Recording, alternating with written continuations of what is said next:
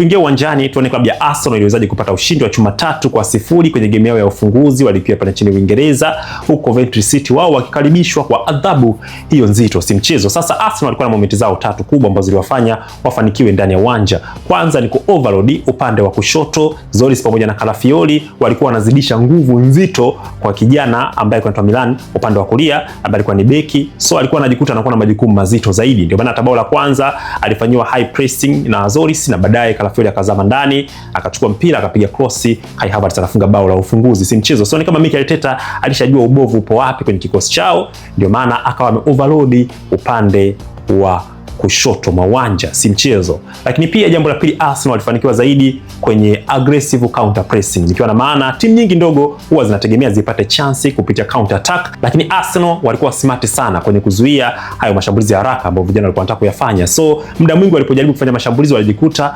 wanapoteza mpira, na hii ni quality ya wachezaji kama Miles Lewis-Skelly, lakini pia Declan Rice pamoja na Martin Odegaard ambaye amekuwa akicontrol tempo ya katikati mwa uwanja, ambapo muda mwingi ndio mipira hupotelea, si mchezo. Lakini pia jambo la tatu, klabu ya Arsenal ilifanikiwa kwenye quick transition pamoja na kucontrol game kipindi cha pili.